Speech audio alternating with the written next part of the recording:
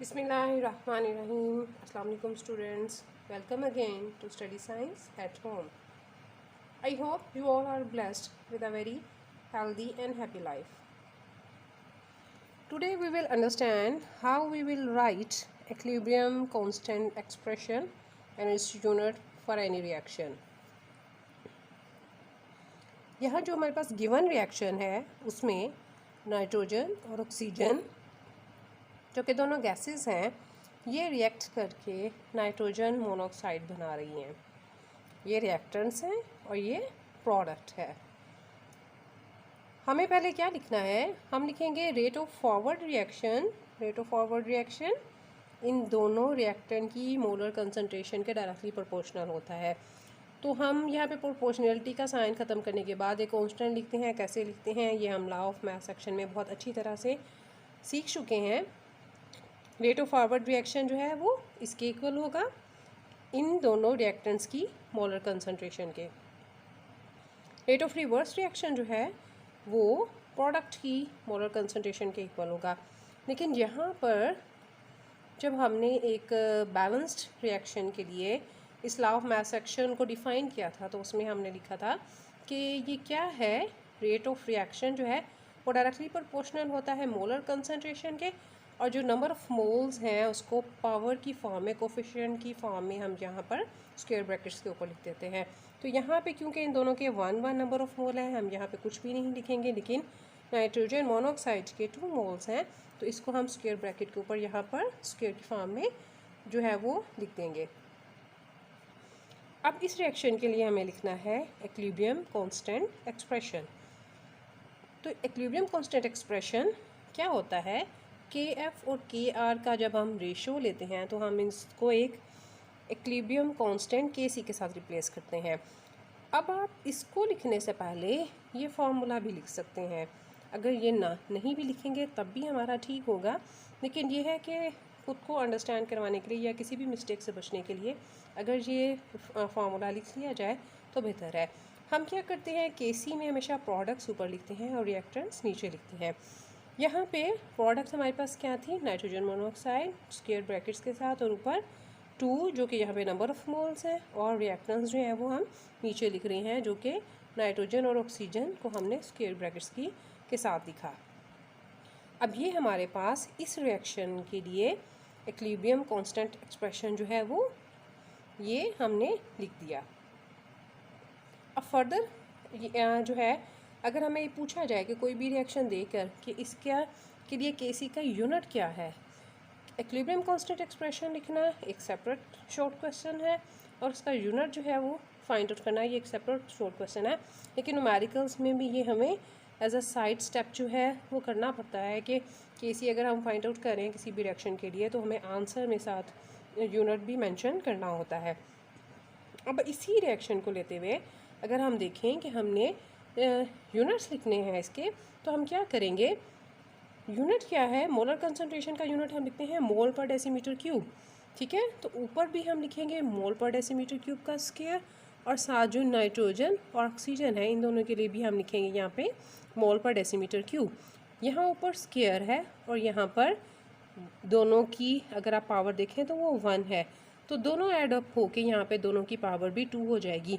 तो ऊपर और नीचे मोल पर डेसीमीटर क्यूब की जो पावर है वो 2 है, तो ये दोनों आपस में कट डाउन हो जाएंगी।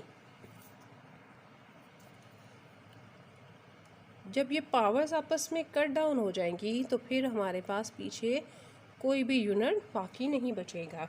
तो यहाँ पर क्योंकि रिएक्शन में रिएक्टेंट्स और प्रोडक्ट दोनों के नंबर ऑफ मोल्स सेम है तो यहाँ कोई भी यूनिट नहीं होगा। यहाँ पे ये शॉर्ट क्वेश्चन भी समटाइम आ जाता है कि कब जो है वो के सी का कोई भी यूनिट हम नहीं लिखते हैं, जब रिएक्टेंट्स और प्रोडक्ट्स दोनों के नंबर ऑफ मोल्स सेम होते हैं तब के सी के लिए कोई भी यूनिट नहीं होता है। तो ये भी शॉर्ट क्वेश्चन जो है इसी टॉपिक में आपको कवर करना है। और दूसरा ये भी कि के सी किस पर डिपेंड करता है, के सी जस्ट उस पर टेम्परेचर पर डिपेंड करता है, और कंसंट्रेशन इनिशियल कंसंट्रेशन रिएक्टेंट्स या प्रोडक्ट्स की हैं वो मैटर नहीं करती कि इनिशियल कंसंट्रेशन क्या होती है। तो इससे रेलेवेंट ये 2 शॉर्ट क्वेश्चंस भी हैं जो कि आपको अंडरस्टैंड करने हैं। और यहाँ पे हमने देखा कि नाइट्रोजन और ऑक्सीजन, इसके लिए हमने केसी एक्सप्रेशन किस तरह से लिखा और उसका यूनिट जो है वो किस तरह से लिखा। एक और एग्जांपल को अंडरस्टैंड करते हैं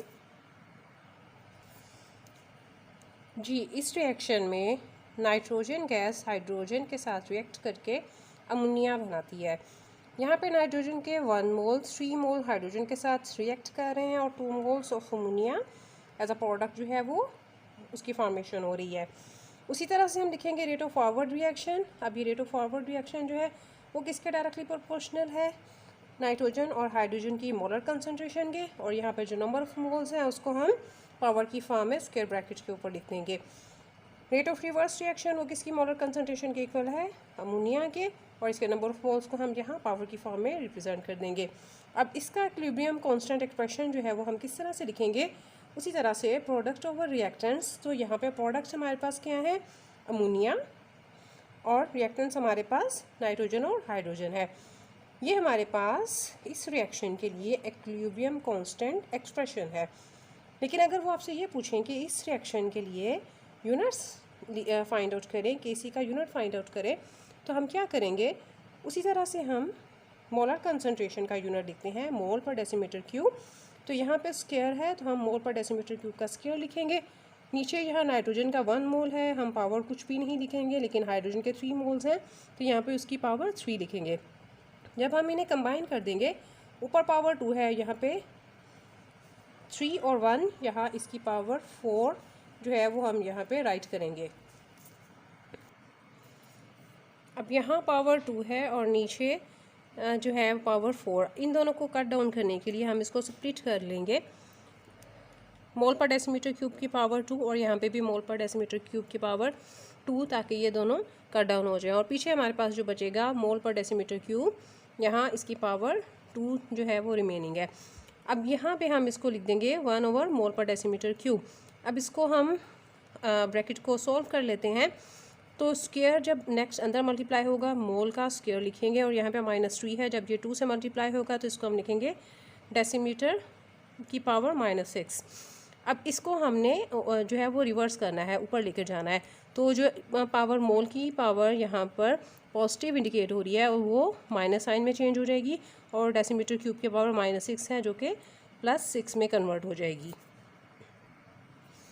अब इस रिएक्शन के लिए देखें, रिएक्टेंट्स और प्रोडक्ट्स दोनों के नंबर ऑफ मोल्स डिफरेंट हैं। तो यहाँ पे डेफिनेटली जो केसी है वो कोई ना कोई उसका यूनिट हम आंसर में ज़रूर लिखेंगे, कोई ना कोई यूनिट यहाँ पे ज़रूर प्रेजेंट होगा। जब नंबर ऑफ मोल्स सेम होंगे तो डेफिनेटली वो कट डाउन हो जाएंगे, तो हमारे पास कोई भी यूनिट नहीं बाकी बचेगा। लेकिन अगर यहाँ पे number of moles both side पे डिफरेंट है तो हम यहाँ पे कुछ ना कुछ यूनिट यहाँ पे मेंशन करेंगे। आज हमने 2 डिफरेंट रिएक्शंस के लिए इक्विलिब्रियम कांस्टेंट एक्सप्रेशन लिखना सीखा और उसका यूनिट जो है वो किस तरह से फाइंड आउट करते हैं ये सीखा। आई होप आपको बहुत अच्छी तरह से अंडरस्टैंड हो गया होगा कि किसी भी रिएक्शन के लिए हम इक्विलिब्रियम कांस्टेंट एक्सप्रेशन किस तरह से लिखते हैं और यूनिट किस तरह से फाइंड आउट करते हैं।